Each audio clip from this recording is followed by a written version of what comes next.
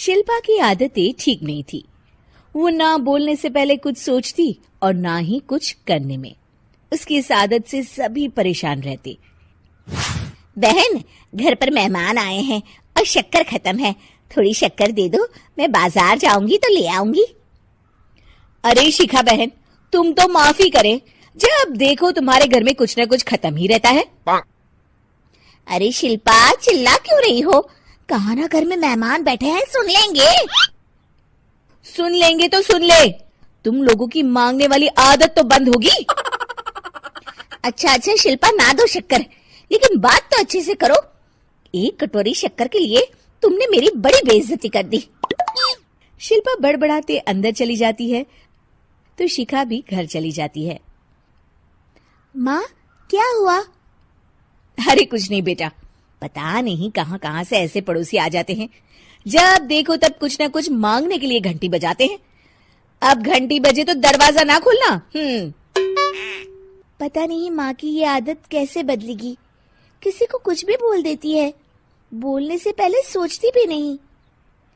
शिल्पा की ये आदत दिन ब दिन बढ़ती ही जा रही थी। एक दिन शिल्पा के दरवाजे सब्जी वाला आया। सुनो भैया, मुझे ये भिंडी, टिंडे, लौकी और आलू के साथ 1 किलो प्याज दे दो। जी बहन जी। वो एक एक कर सारा सामान पैक कर देता है। कितने पैसे दूं? 220 रुपए पूरे। अरे इतना महंगा नहीं। हाँ, मैं तो सिर्फ 150 दूंगी। नहीं, पैसे तो पूरे लूंगा, नहीं तो सब्जी वापस कर दो। ऐसे कैसे वापस कर दूंगी? मैं तो एक भी सब्जी वापस नहीं करूंगी। और हाँ, रही बात पैसों की, तो लेना है तो 150 ले लो, वरना मेरे मोहल्ले में घुसने तक नहीं दूंगी। हाँ। अरे नहीं बहन, हम लोग गरीब लोग हैं, ऐसा ना करो। पकड़ो ये 150 और दफा हो जाओ। शिल्पा की बेटी अंदर से ये सब देख रही थी। शिल्पा, तूने तो हद कर दी। बेचारा गरीब आदमी, उसका तो गुजारा ही इसी से होता है।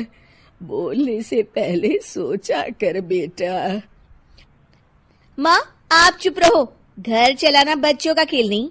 और वैसे भी इतनी महंगी सब्जी थोड़ी ना होती है। आपको तो सिर्फ खाने से मतलब है, लेकिन मुझे तो सब सोचना पड़ता है ना। शिल्पा की सास ये बात सुनकर दुखी हो जाती हैं। शिल्पा की बेटी शिल्पा की ये सारी बातें सुन रही होती है। शिल्पा की बेटी एक दिन माँ से कहती है, माँ, ओ माँ, जरा यहाँ तो आना। ओहो, क्या हुआ? क्यों चिल्ला रही हो ऐसे बेटा? हुआ क्या?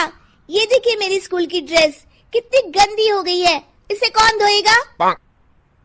लेकिन ये तो साफ है बेटा, मैंने अपने हाथ से खुद साफ किया है। माँ, ये ड्रेस इतनी गंदी है कि मैं इसे पहन ही नहीं सकती। चलो, मुझे बाजार से नई दिलाओ। शिल्पा दुखी हो जाती है और वहां से चली जाती है कि तभी सामने उसकी सास मिल जाती है।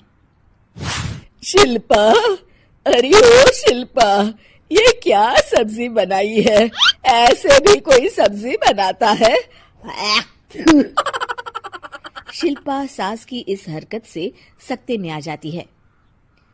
अरे माँ को तो मैं जो बना दूं उन्हें वो पसंद आ जाता था, फिर आज वो ऐसा व्यवहार क्यों कर रही हैं? शिल्पा कुछ समझ पाती कि थोड़ी ही देर में उसका पति आ जाता है। अरे शिल्पा, ये क्या है? क्या हुआ आपको? ये मेरी अलमारी पूरी अस्त व्यस्त है, तुमसे कोई काम नहीं होता है। सारा दिन पता नहीं क्या करती रहती हो। अरे मैंने तो सारी अलमारी साफ रखी है। इसे तुम साफ कहती हो? ये तो पूरा कूड़ादान लग रही है।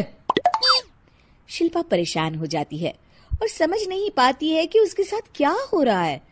शिल्पा अकेले कमरे में जाती है और जोर जोर से रोने लगती है। तभी वहां उसका पति, सास और बेटी आ जाते हैं। शिल्पा उन लोगों को देखकर और जोर जोर से रोने लगती है।